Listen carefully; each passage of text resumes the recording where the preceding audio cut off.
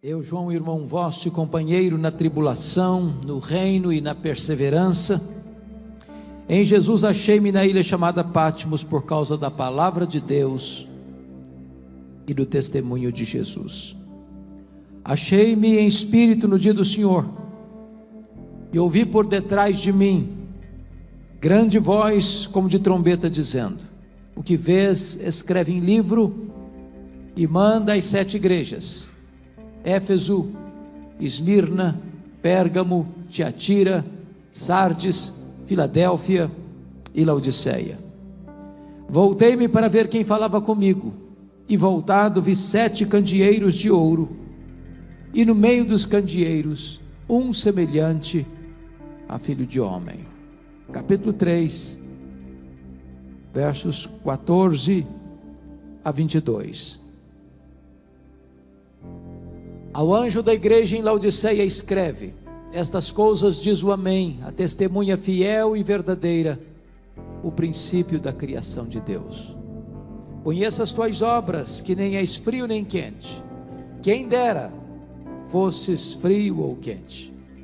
Assim, porque és morno, nem és quente nem frio, estou a ponto de vomitar-te da minha boca.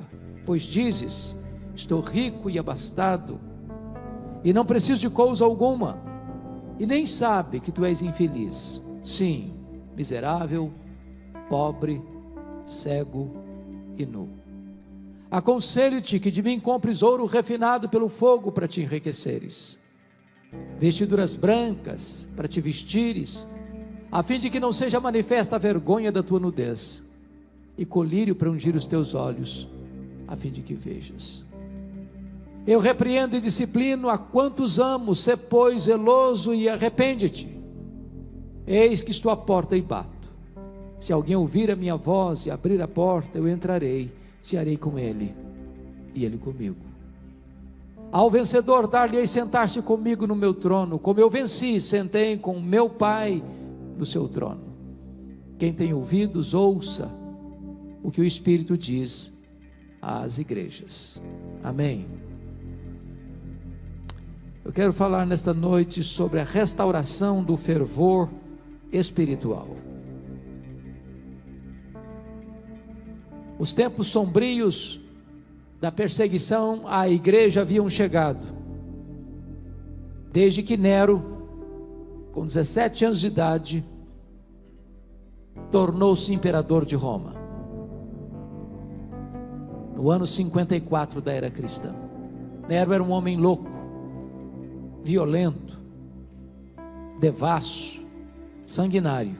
Mandou matar sua própria mãe e outros membros da sua família.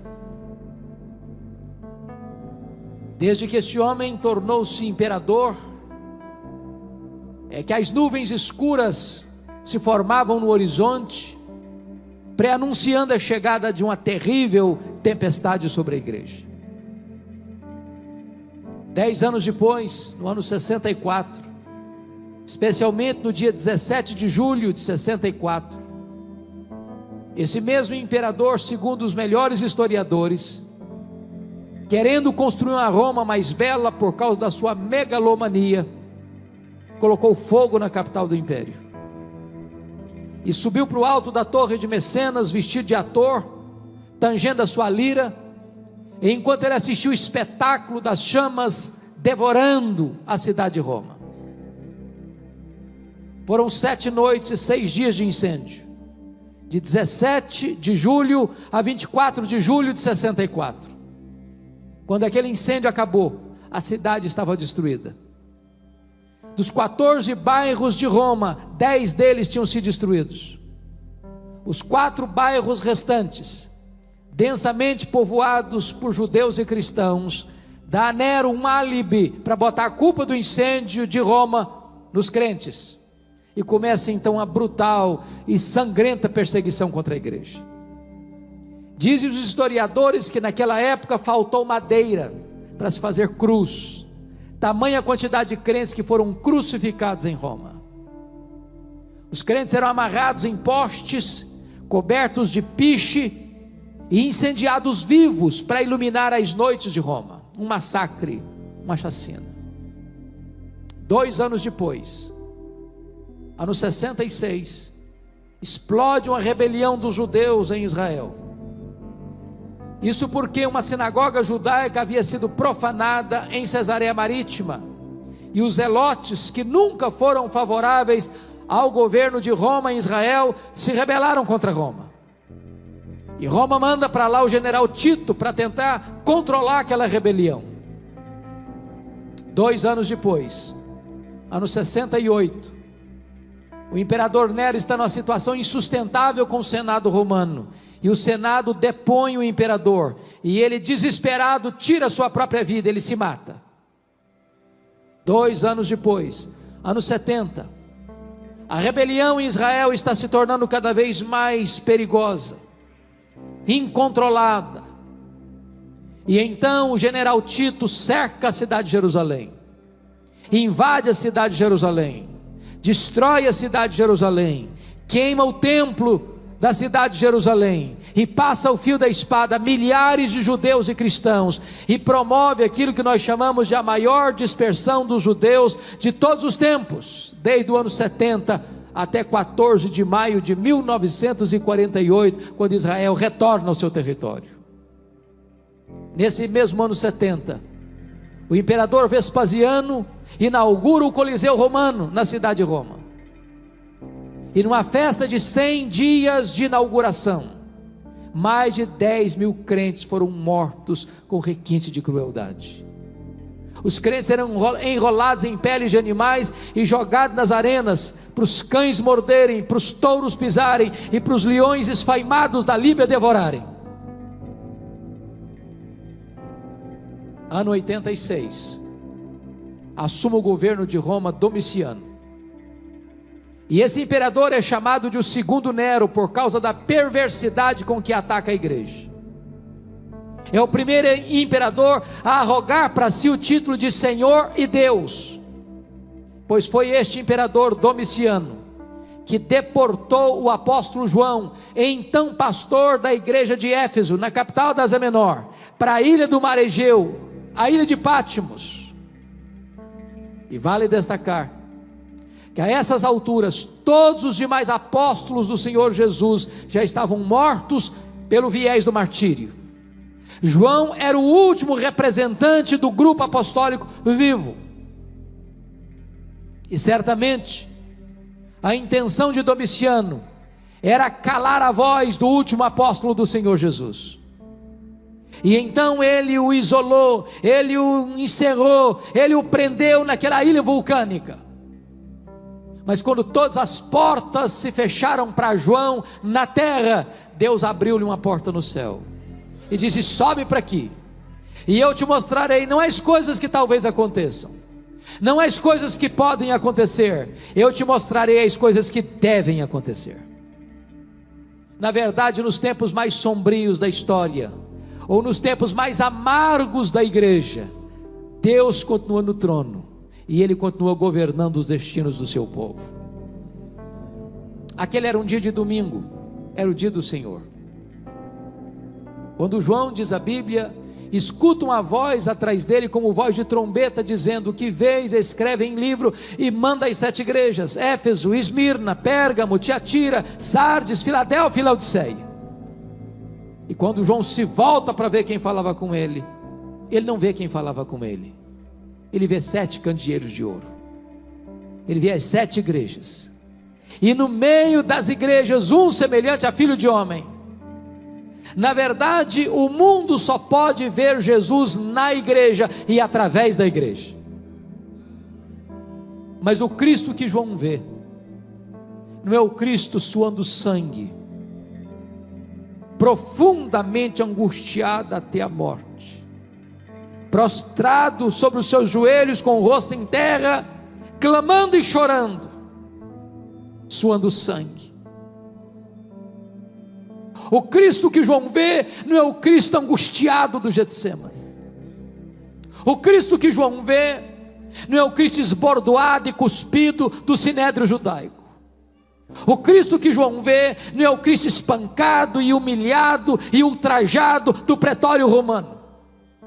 O Cristo que João vê não é o Cristo que caminha exangue debaixo de um lenho pesado, sob os apupos e vaias de uma multidão ensandecida de sangue sedento. O Cristo que João vê não é o Cristo pregado numa cruz, no tosco monte do Calvário, lá suspenso entre a terra e os céus. O Cristo que João vê é o Cristo da glória, é o Cristo vencedor, é o Cristo onipotente, é o Cristo todo-poderoso.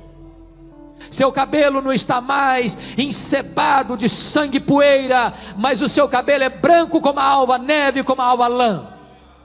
Seus olhos não estão mais empapuçados de sangue, mas os seus olhos são como a chama de fogo. A sua voz não está mais embargada pela sede, é como voz de muitas águas. Os seus pés não estão mais presos ao lenho, mas são como bronze polido. As suas mãos não estão mais esmagadas, mas sustentam a igreja. O seu rosto não está mais desfigurado, mas brilha como o sol no seu fulgor. Quando João vê o Cristo da glória, ele cai como morto aos seus pés. E o Cristo da glória põe a mão direita sobre ele e diz: não temas, João, eu sou o primeiro e o último. Eis que eu estive morto, mas estou vivo pelos séculos dos séculos, e tenho as chaves da morte e do inferno. O Cristo que nós adoramos nesta noite não é o Cristo que esteve vivo e está morto, mas é o Cristo que esteve morto e está vivo pelos séculos dos séculos. Ele ressuscitou, Ele está vivo, Ele está à destra do Pai, Ele intercede por nós, e Ele há de voltar com grande glória e poder para buscar a sua igreja. O verso 13 nos informa que João o vê no meio da igreja, no meio das igrejas. Eu quero dizer para vocês nesta noite que Jesus também está aqui no meio da igreja, e é porque Ele está aqui que você e eu estamos aqui. É porque Ele está aqui que este encontro é tão importante. É porque Ele está aqui é que nós podemos ter esperança que algo maravilhoso vai acontecer nesta noite. É porque Ele está aqui que os cativos podem ser libertos, que os enfermos podem ser curados, que os perdidos podem ser salvos.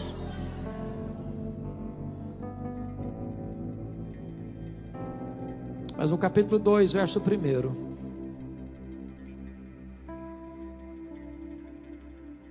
somos informados de que Jesus não está apenas presente no meio da igreja. Está escrito aí que Ele está andando no meio da igreja. Eu quero dizer para você que Jesus não apenas está aqui, Ele está andando entre nós. Ele está andando entre nós para sondar a igreja, para examinar a igreja, para investigar a igreja, para corrigir a igreja, para disciplinar a igreja, para fazer promessas para a igreja. E na medida que Ele anda no meio das igrejas, há um estribilho que se repete em todas as cartas, e o estribilho é este: eu conheço, eu conheço, eu conheço, eu conheço, eu conheço, eu conheço, eu conheço. Para 5 dessas 7 igrejas, Jesus vai usar a mesma expressão. Para a igreja de Éfeso, para a igreja de Tiatira, para a igreja de Sardes, para a igreja de Filadélfia, para a igreja de Laodiceia, Ele vai dizer assim: eu conheço as tuas obras. Aquilo que o seu marido não sabe, Jesus sabe. Aquilo que a sua mulher não sabe, Jesus sabe. Aquilo que seus pais não sabem, Jesus sabe. Aquilo que o seu pastor não sabe, Jesus sabe. Aquilo que você fechou a porta para ninguém ver, Jesus estava lá. Aquilo que você fez escondido, aquele cujos olhos são como chama de fogo, estava vendo. Ele conhece as nossas obras. Mas para a igreja de Esmirna, a mais pobre igreja da Ásia, Jesus vai usar uma outra expressão. Ele vai dizer assim: eu conheço a tua tribulação e a tua pobreza, mas tu és rico. Eu quero dizer para você que Jesus conhece a sua dor, Ele conhece os seus gemidos, Ele conhece as suas lágrimas, Ele conhece as suas noites indormidas, Ele conhece as suas madrugadas insones, Ele conhece os soluços do seu coração, Ele sabe os dramas que você está vivendo lá dentro da sua família, Ele sabe aquilo que machuca e fere a sua vida, Ele sabe. Mas Jesus me choca, porque você e eu temos ideia do que seja uma igreja rica. Nós temos uma ideia do que é isso. O que é uma igreja rica para nós? É uma igreja que tem muitos membros? É uma igreja que tem um templo suntuoso? É uma igreja que tem um orçamento robusto? É uma igreja que tem muita gente influente na sociedade? Essa é a visão que nós temos. Mas é curioso que Jesus se dirija à mais pobre igreja da Ásia, dizendo assim: eu conheço a tua pobreza, mas tu és rico.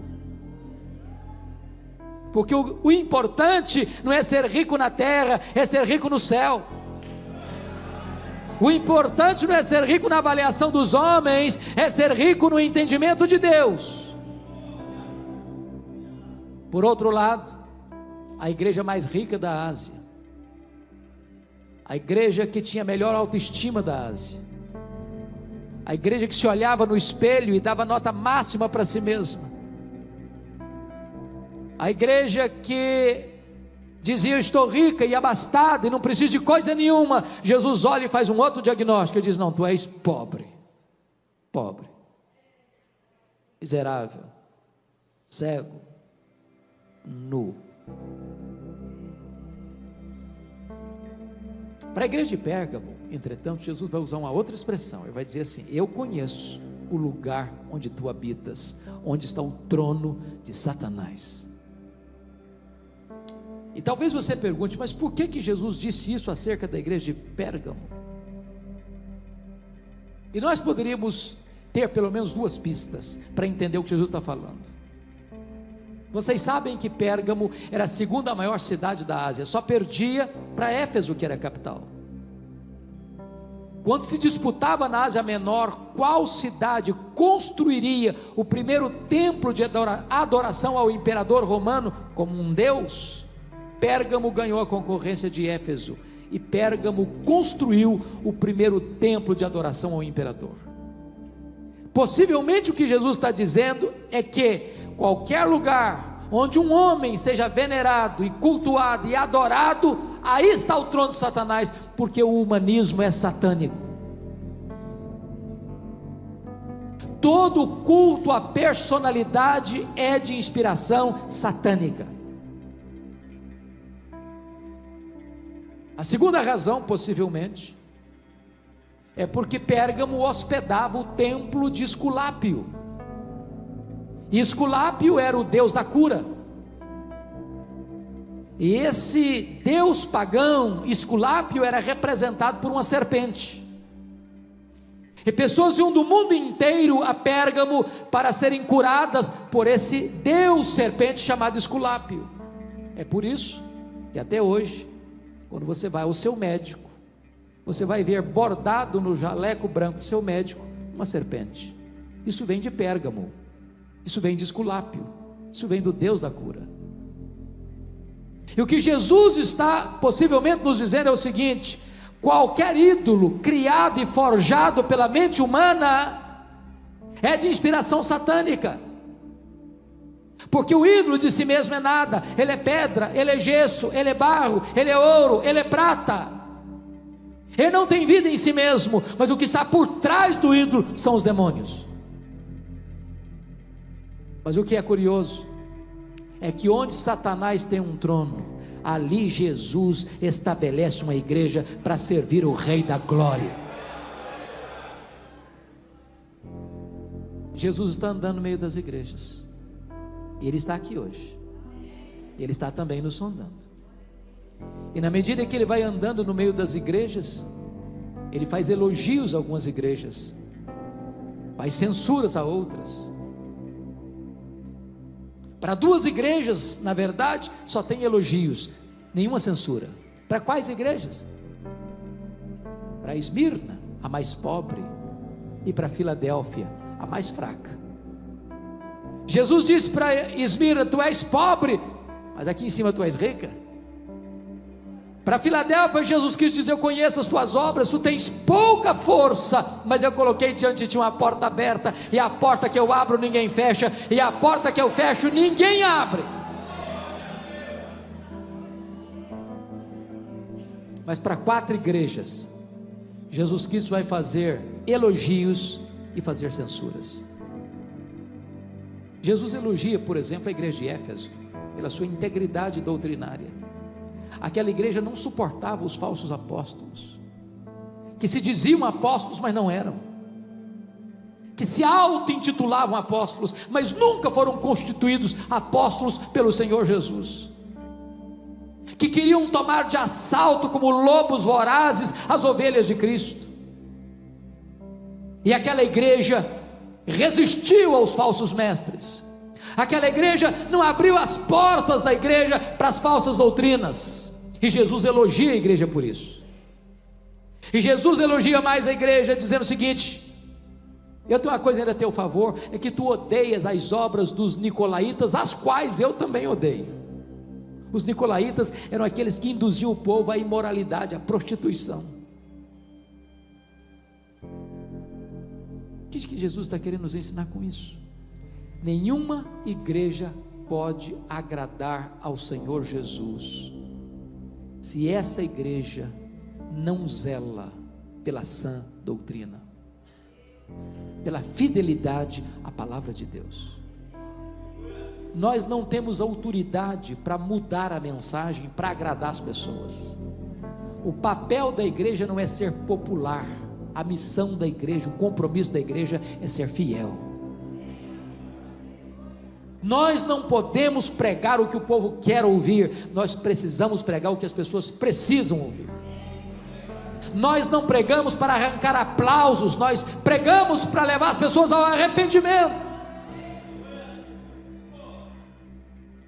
Porém, Jesus Cristo diz assim: eu tenho uma coisa contra ti, é que tu abandonaste o teu primeiro amor.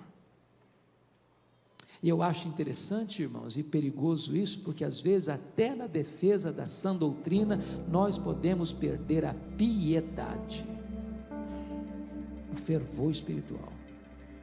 De repente mantemos a ortodoxia, a fidelidade doutrinária intacta, mas perdemos o entusiasmo, perdemos o fervor, perdemos o fogo do Espírito Santo de Deus. Eu quero lhes dizer que a ortodoxia, a sã doutrina é boa, é necessária, é inegociável, mas não basta. É preciso ter luz na cabeça, mas ter fogo no coração. Nós não podemos separar o que Deus uniu: teologia e vida, doutrina e ética, ortodoxia e piedade, credo e conduta. Agora preste bem atenção, que Jesus vai se dirigir à igreja de Tiatira e vai elogiar aquela igreja. Tiatira é exatamente o oposto de Éfeso, porque Jesus elogia a igreja de Tiatira, porque agora quando escreve ela tem mais fé, mais obras e mais amor do que lá no passado.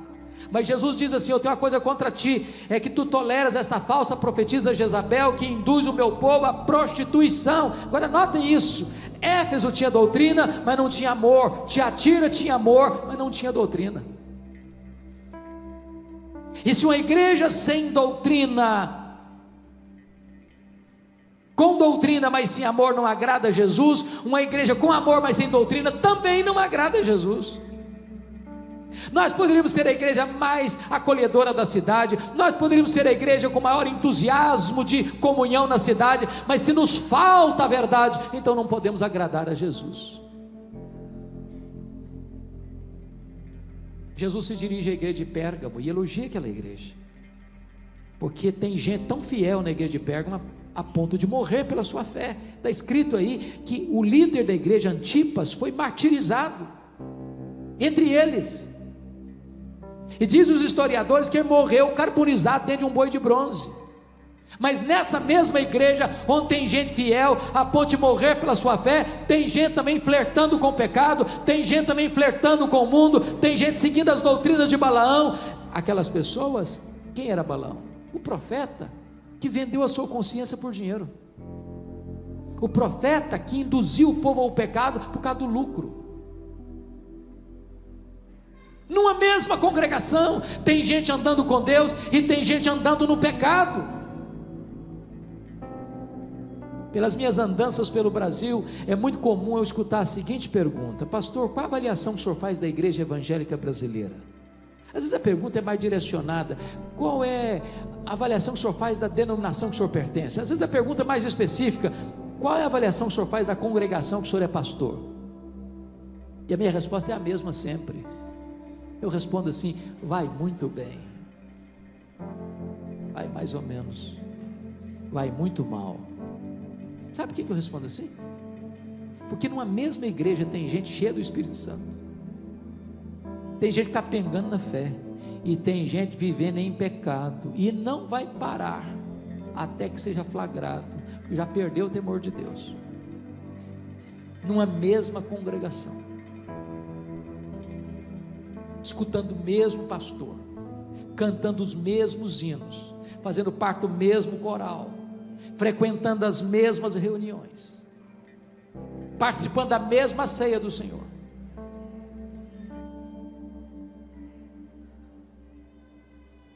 Jesus elogia a igreja de Sardes. Na verdade, aquela igreja tinha um nome na cidade, uma igreja viva, diríamos hoje, uma igreja avivada, talvez um culto vibrante, talvez uma liturgia cheia de emoção. Mas Jesus olha, faz um monte de diagnóstico: não, você está morta. Tem uns poucos aí ainda que não contaminaram as suas vestiduras. E Jesus, irmãos, me choca tanto, porque o diagnóstico dele difere tanto do meu às vezes. Para a igreja que diz que é pobre, Jesus diz que ela é rica. Para a igreja que diz que ela é rica, Jesus: não, você é pobre. Para a igreja que diz que está viva, Jesus diz: não, você está morta. Para a igreja que é fraca, Jesus diz: mas eu coloquei diante de você uma porta aberta. O que é importante não é a opinião que eu tenho de mim mesmo. O que é importante não é a opinião que os outros têm de mim mesmo. O que é importante é o que Jesus diz a meu respeito. Nós podemos estar enganados a respeito de nós mesmos, os outros podem estar enganados acerca de nós mesmos, mas Jesus não tem uma opinião, Jesus tem um diagnóstico. Ele está andando no meio das suas igrejas. Mas agora, queridos, eu gostaria que todos abrissem comigo a Bíblia, no capítulo 3, versos 14 a 22, porque para uma das 7 igrejas, Jesus não faz nenhum elogio, apenas censura. A igreja de Laodiceia. E eu queria que nós pudéssemos debruçar um pouquinho agora sobre esse texto, porque esta igreja, curiosamente, é a igreja que tem a melhor autoestima da Ásia. Se fosse fazer uma avaliação, cada um avaliar a si mesmo, essa igreja teria a melhor nota. Se fosse perguntar na cidade qual igreja tiraria a melhor nota, essa ganharia também. Mas essa é a única igreja que está provocando náuseas no Filho de Deus. E eu queria olhar para esse texto sobre 3 perspectivas. Dos versos 15 a 17, Jesus está fazendo um diagnóstico. Dos versos 18 a 20, Jesus está fazendo um apelo. Dos versos 21 a 22, com base no verso 14, Jesus está fazendo uma promessa. Portanto, nós vamos falar de 3 coisas agora: diagnóstico, apelo, promessa. Eu não sei se você já parou para perguntar o seguinte: Por que Jesus usou as figuras que usou aqui nessa carta? Por exemplo, frio, quente, morno, ouro puro, vestes brancas, colírio. Por que ele está usando essas figuras? Certamente não são figuras aleatórias.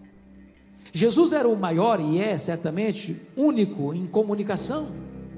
Jesus não era apenas fiel, ele era também relevante. Jesus não era daquele tipo de pregador que dava respostas para perguntas que não estavam sendo feitas. Jesus conhecia o texto e conhecia o contexto, ele conhecia o povo e conhecia a cultura. Por que ele usou essas figuras? Por exemplo, por que ele usou essa figura? Conheça as tuas obras, que nem és frio nem quente. Quem dera fosses frio ou quente, mas porque tu és morno, nem és quente nem frio, estou a ponto de vomitar-te da minha boca. Por que ele disse isso? Vocês sabem? E a cidade de Laodiceia ficava na região mais rica da Ásia Menor, no chamado Vale do Rio Lico. E nesse Vale do Rio Lico ficavam 3 cidades, 9 quilômetros distantes uma da outra: a cidade de Hierápolis, a cidade de Colossos e a cidade de Laodiceia. As cidades eram tão próximas que quando Paulo escreveu sua carta aos Colossenses, ele pede para que a mesma carta fosse lida na igreja de Hierápolis e na igreja de Laodiceia, porque era uma micro-região, era uma única região urbana.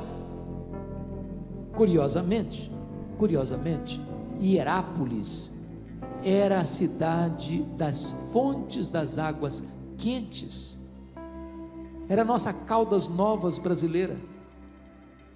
De uma montanha rochosa chamada Castelo de Algodão, rochas calcárias brancas, brotam águas quentes que vão formando e caindo em cascatas, formando piscinas naturais, e as pessoas vinham e vêm até hoje do mundo inteiro para tomar banhos terapêuticos nas águas quentes de Hierápolis.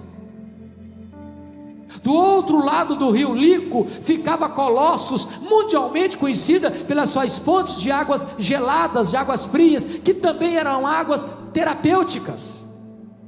Porém, Laodiceia, a maior das 3 cidades, não tinha fontes nem de águas quentes, nem de águas geladas. As águas que chegavam em Laodiceia vinham das montanhas por meio de aquedutos e chegavam lá mornas, tépidas, impróprias para beber e impróprias para uso terapêutico. E Jesus pega o gancho da geografia e diz: quem dera tu fosses quente como as águas de Hierápolis, quem dera tu fosses frio como as águas de Colossos, mas porque tu és morna como as águas que chegam na cidade, eu estou a ponto de vomitar-te da minha boca.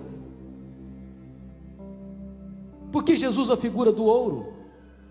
É porque Laodiceia era o maior centro bancário da Ásia Menor, era a cidade dos endinheirados. E Jesus diz: vocês se orgulham tanto da riqueza de vocês, pois espiritualmente vocês estão pobres. Por que Jesus usa a figura das vestes? Porque Laodiceia era o maior centro têxtil da Ásia Menor, multiplicavam-se as fábricas de roupa, a lã negra era mundialmente conhecida, produzida naquela cidade, e Jesus diz: vocês se orgulham tanto das suas fábricas de roupa, pois espiritualmente vocês estão nus. Por que Jesus usou a figura do colírio? Porque Laodiceia era o maior centro oftalmológico da Ásia Menor, multiplicavam-se as clínicas de tratamento de doenças dos olhos, o pó frígio era um remédio quase milagroso na época, e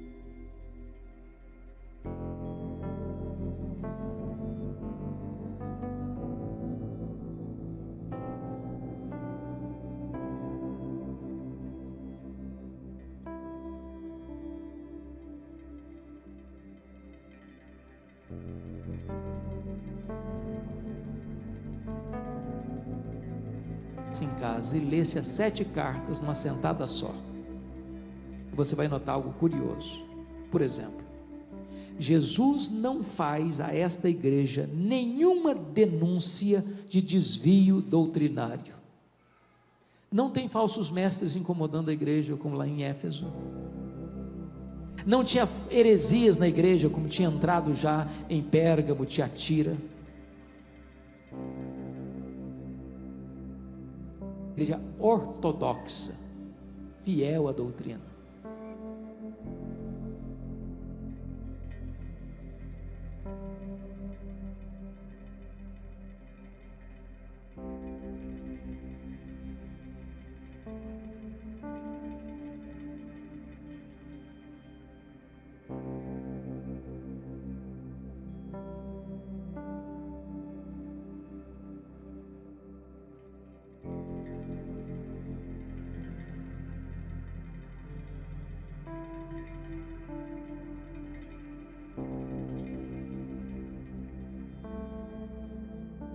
problema moral na igreja de Sardes, mas não há denúncia de Jesus de problemas morais na igreja de Laodiceia.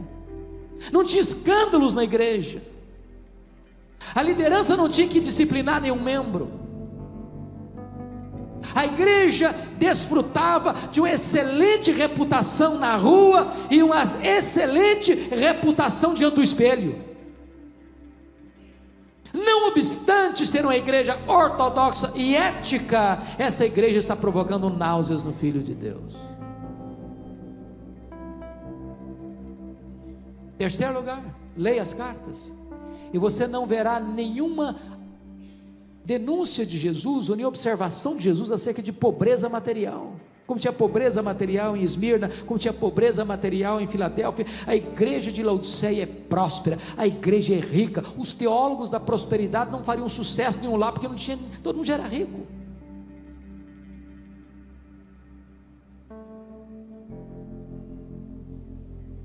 Mas em quarto lugar, leiam, perceberão outra coisa: não há nenhuma denúncia de Jesus de perseguição a essa igreja. Havia perseguição religiosa em Éfeso, havia perseguição política em Pérgamo. Essa igreja está em paz, ela é ortodoxa, ela é ética, ela é próspera, ela está em paz, ela está bem com ela mesma, ela está apaixonada por ela mesma. Ela é uma igreja narcisista, ela se olha no espelho e diz: nós estamos muito bem na vida, nós estamos muito bem, nós estamos contentes conosco mesmo, nós estamos maravilhosamente bem. E nem sabia, estava provocando náuseas no Filho de Deus.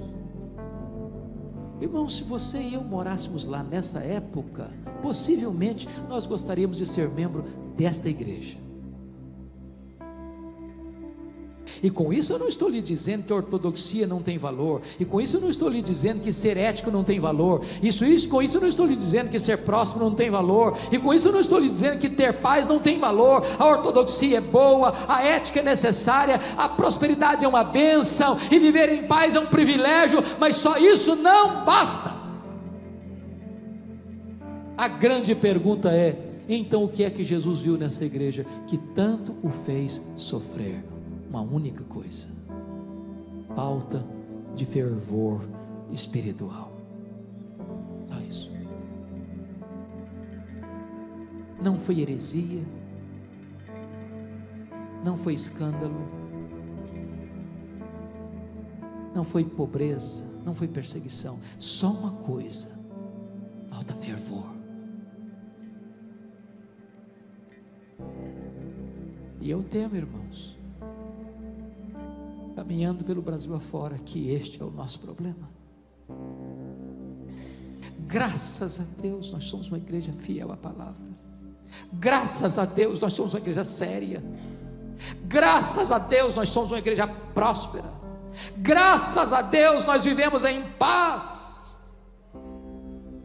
Mas, irmãos, está faltando fervor, falta brilho nos olhos, falta entusiasmo, falta choro pelo pecado, falta quebrantamento, falta arrependimento genuíno, falta plenitude do Espírito Santo, falta oração, falta jejum, falta poder, falta avivamento genuíno.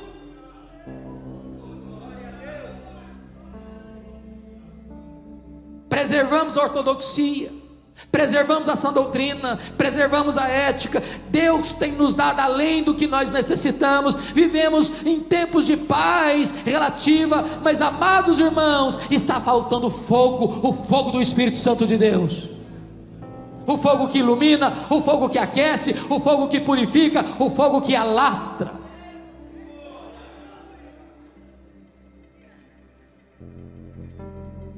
Eu temo, irmãos, eu temo que a igreja evangélica brasileira, em todos os setores denominacionais, estão fazendo uma marcha resoluta e célere e rápida rumo ao secularismo.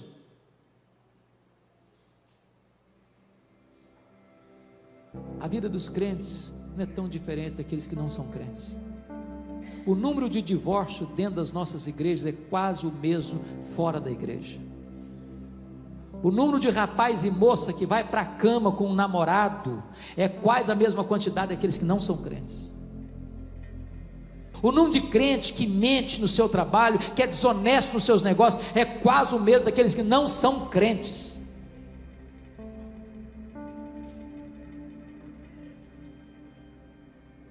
No domingo estamos na igreja, de segunda a sábado, o povo vive como se Deus não existisse.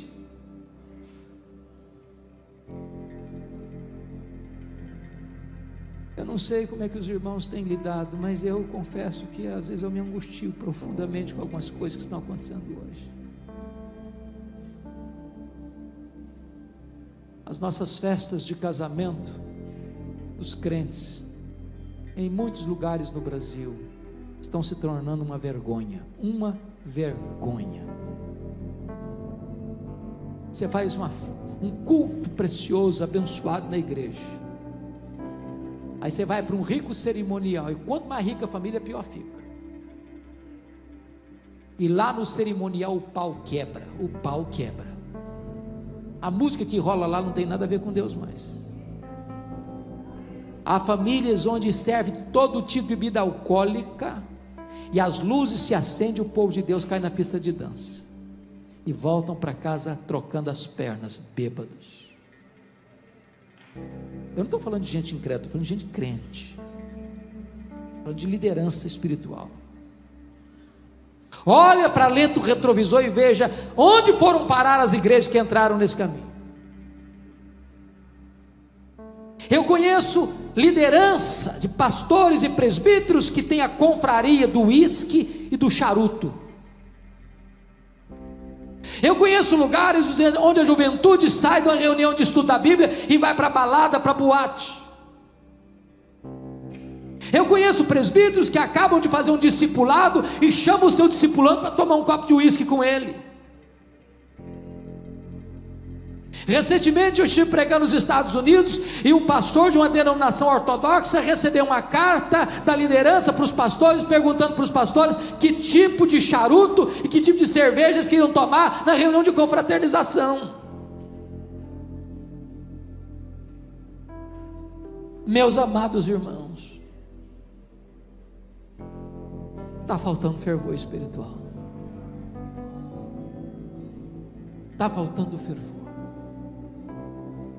está faltando busca, está faltando sede de Deus, está faltando expectativa de uma poderosa visitação de Deus no meio do seu povo. Está faltando a igreja voltar aos primórdios, aos pais que nos antecederam, quando eles amavam a Deus de todo o seu coração, com toda a sua força e com toda a sua alma. Há poucos dias eu estava dando carona a um pastor, e esse pastor chorando comigo disse: pastor Hernandes, a minha denominação não batizou um crente por igreja por ano, em média. Por outro lado, você vê templos lotados, mas não tem evangelho, não tem a mensagem da cruz, não tem a mensagem da graça, não se prega mais sobre pecado, não se prega mais sobre arrependimento, não se prega mais sobre novo nascimento, não se prega mais sobre a segunda vinda de Cristo, porque as pessoas querem o império, é aqui na terra mesmo. Nós precisamos de avivamento, queridos. Nós precisamos de fervor espiritual.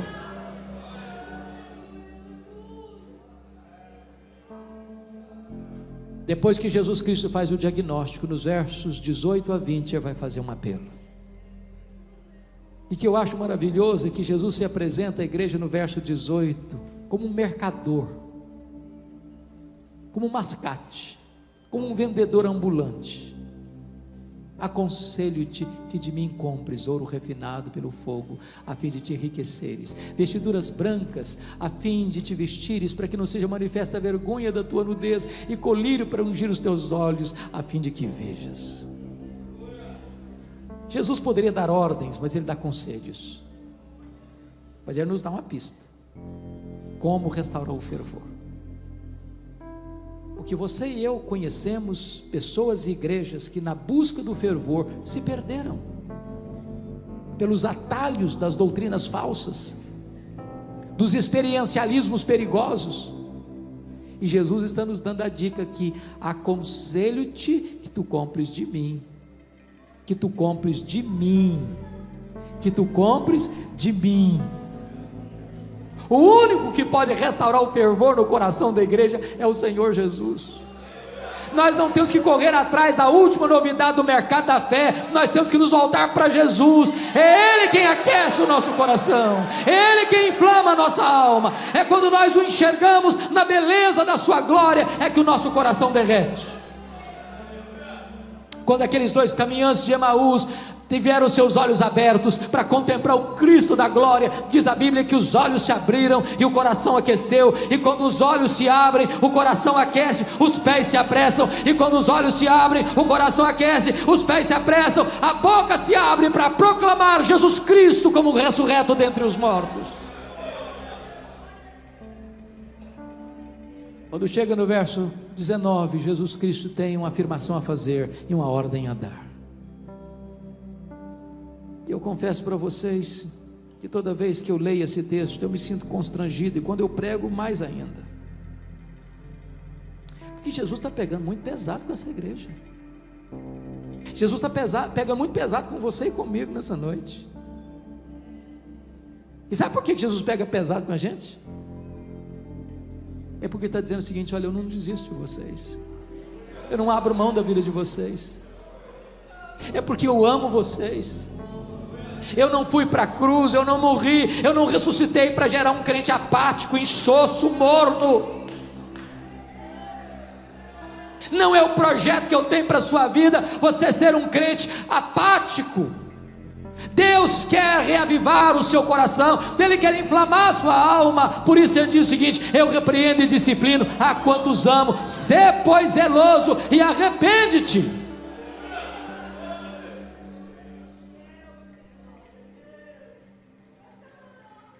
Quando chega o verso 20, Jesus Cristo se apresenta mais uma vez e diz: eu estou à porta e bato. Se alguém ouvir a minha voz e abrir a porta, eu entrarei, cearei com ele e ele comigo. Mas preste bem atenção aqui, irmãos, do perigo, porque a igreja de Laodiceia, ele está muito feliz com ela mesma. Eu diria que essa igreja está embriagada, apaixonada por ela mesma. Ela se olha no espelho, está encantada com ela. Tudo acontece para ela, com ela, por ela. Ela se basta, ela está satisfeita. Ela se reúne para ela, ela prega para ela, ela canta para ela, ela oferta para ela, tudo gira em torno dela. E aqui é um grande risco, irmãos, de nós nos reunirmos, de nós pregarmos, de nós cantarmos, de nós ofertarmos, e Jesus está do lado de fora, querendo entrar. E Ele insiste: eu estou à porta, eu estou à porta, eu estou batendo, eu quero entrar. E se você abrir a porta, eu vou entrar, eu vou cear com você, você vai cear comigo. Que Jesus nos convide a cear com Ele é um milagre, mas que Ele queira cear conosco é graça. E a única maneira deste fogo acender em nosso coração é nós sentarmos-nos aos pés de Jesus, ao redor de Jesus, à mesa com Jesus, e termos intimidade com Jesus.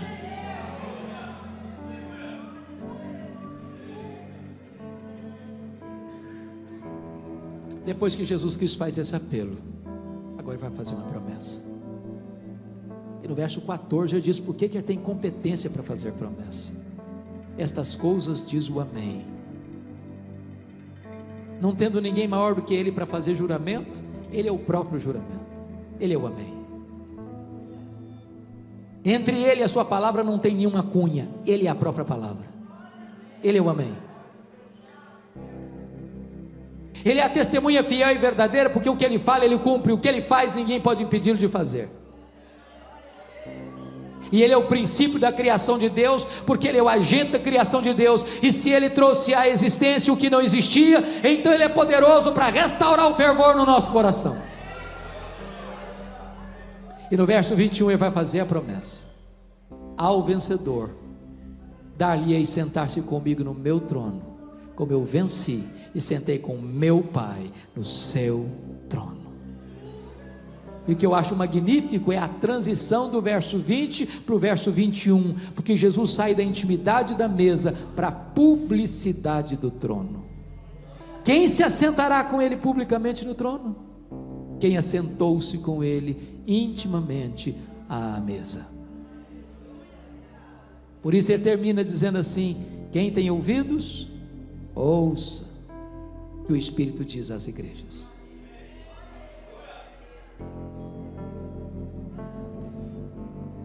Em julho de 2011 eu fui visitar essas 7 igrejas, percorri cidade por cidade, igreja por igreja,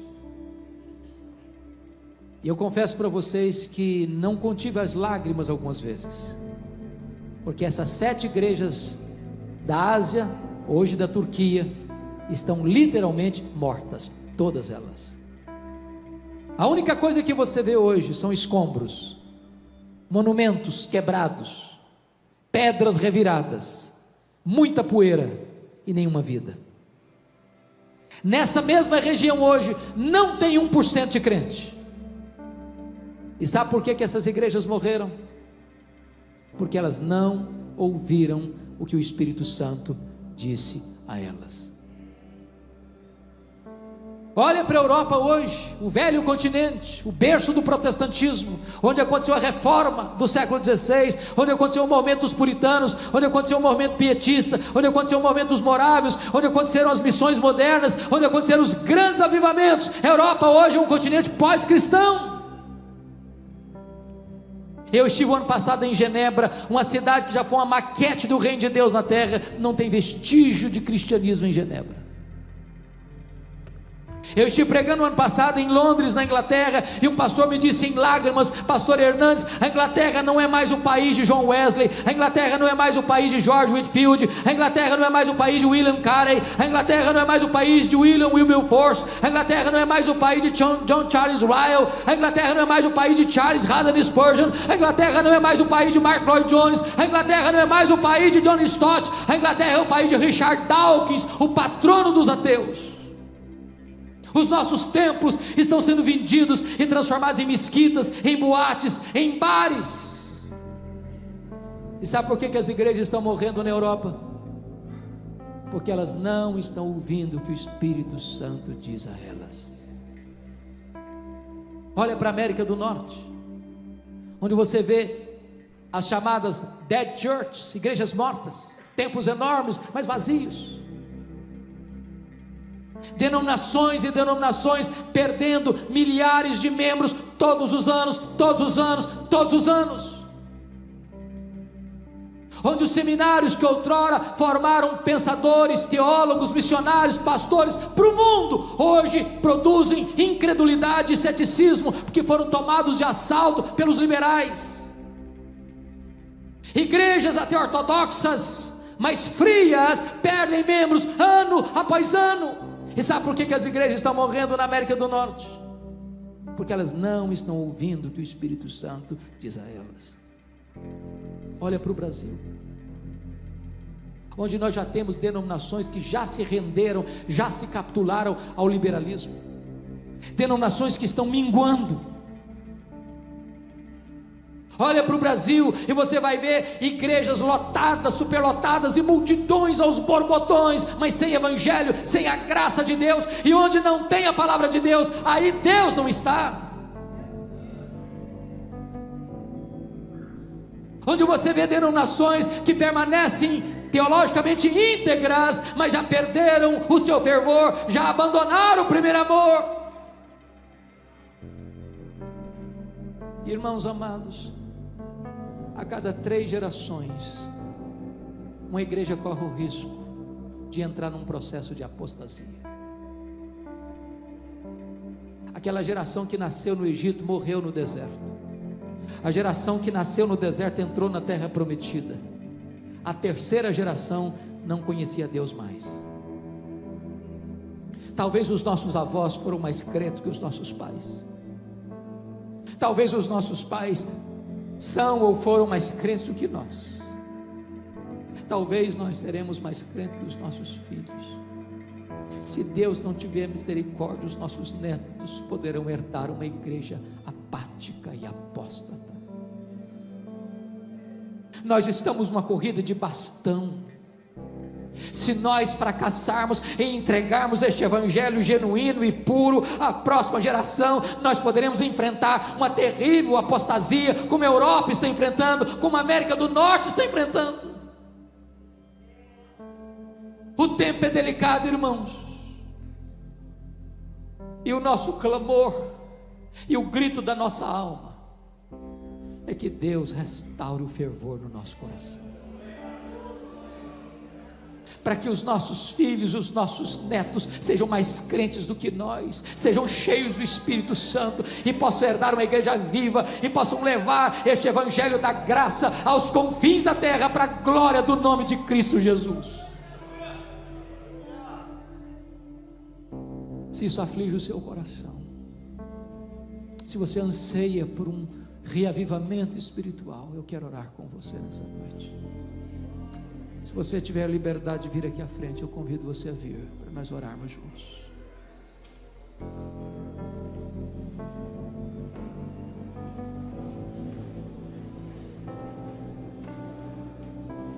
Se você quiser vir aqui à frente, pode vir.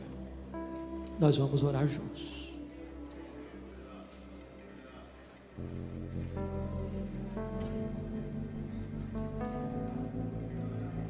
Bendito é o teu nome, Senhor. Bendito é o teu nome. Deus está neste lugar. Jesus está andando entre nós. E nesta noite Ele pode aquecer o nosso coração. Nesta noite Ele pode restaurar nossa sorte. Um tempo novo da parte de Deus pode surgir. Irmãos queridos, o fogo tem uma tendência de apagar. Se não tiver combustível, ele apaga. Se nós não nos voltarmos para Jesus, se nós não nos alimentarmos da palavra, se nós não buscarmos a Deus em oração, nós não teremos condições de ter fervor no coração. Talvez você que veio aqui hoje, tem muito tempo que você não sabe mais o que é o coração ficar aquecido. Talvez tenha muito tempo que você não lê mais a sua Bíblia e parece que essa palavra está viva, ardendo no seu coração. Mas Deus pode hoje incendiar sua alma com o fogo do Espírito Santo. Deus, bendito é o teu nome, porque tu estás entre nós nesta noite. Tu és o Deus vivo, Tu és o Deus todo-poderoso. Jesus Cristo, Teu Filho, está entre nós, e Ele venceu a morte, e Ele tem todo o poder nos céus e na terra, e hoje Jesus pode aquecer o nosso coração. Levanta a Tua igreja, Senhor, santifica a Tua igreja, desperta a Tua igreja, reaviva a Tua igreja, e para que esta igreja se levante no poder do Espírito Santo, para legar às futuras gerações uma igreja viva, com um evangelho puro, para a glória do Teu nome. Santifica o Teu povo, fortalece o Teu povo, reanima o Teu povo, restaura a sorte do Teu povo e reaviva a Tua obra no decorrer dos anos, para o louvor da Tua glória, aleluia, em nome do Senhor Jesus, amém e amém. Louvado seja Deus. Me diz o que você achou.